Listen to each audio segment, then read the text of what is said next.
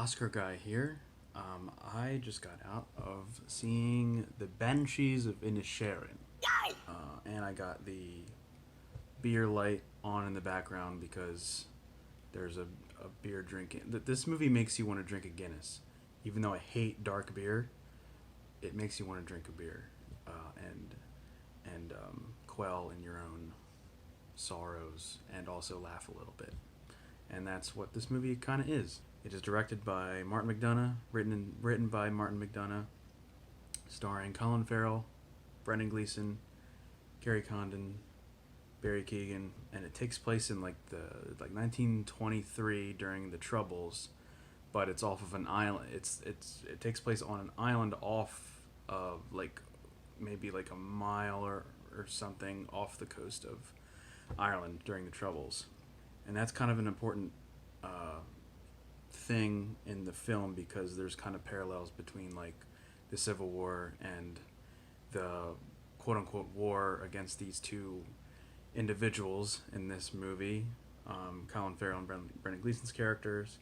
They used to be best friends, and then Brendan Gleeson basically unfriends him and is like, I don't want to be friends with you anymore. And Colin Farrell's very shattered by this, emotionally torn and shattered by it, and he's trying to figure out why, and he wants to still be friends with him.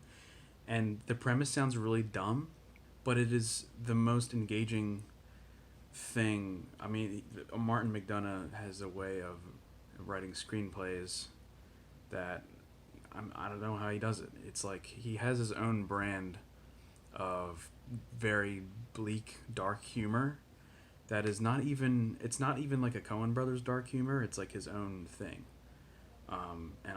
It's grown on me a little bit. And I remember trying to watch In Bruges a long time ago, and it just didn't work for me. And I've been meaning to go back to it. And now I've seen Banshees, I absolutely want to go back and watch that movie because it has the same people in it and everything. And I've also seen Three Billboards, which I remember liking. I wasn't totally in love with it, but I remember liking the performances and the writing style. But this film is much different, I think. It's hilarious. There's something about Colin Farrell's performance and his character's demeanor, and just you feel for this guy. Like, all he wants is a friend, a close friend, and the only friend he has on this tiny little island, he's no longer friends with this guy, and it completely rocks his world. And it's nuts because the first scene alone, Colin Farrell's character walking, and there's a rainbow in the background, and he's walking to his friend's house like with a smile on his face, and just knowing like what this movie's about, it's like I immediately started laughing. I'm like, all right, this is gonna be a good film. Just, no one said a word, and just like the rainbow background, and like he knows that he's in for some shit.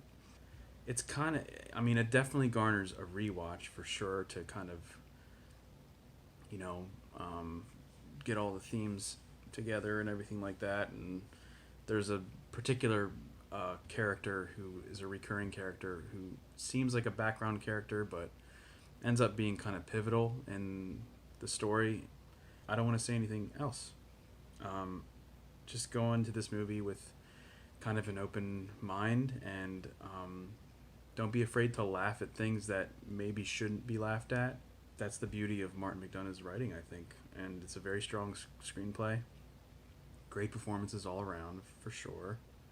My favorite performance, I don't know. I mean, Colin Farrell was great. Brendan Gleeson's great. Barry Keoghan is great. Very interesting physical performance from Barry Keoghan, especially in his last scene. It had me kind of bellow laughing, and also like later in the film, like, oh shit, like it kind of gets real. And the ending is like, I'm still kind of unpacking the ending. I don't really completely understand it. It's definitely an ending you have to sit with and kind of maybe ponder on. I highly recommend this movie. I'm not like completely blown away by it, but I do really enjoy it. I will most likely like it more on a rewatch. Oh, and by the way, the cinematography, the landscapes are like pretty amazing. What else can I say? Um, what else can I say? The music was great. Carter Burwell's score was very good. Not a whole lot going on, but I do like some of the melodies.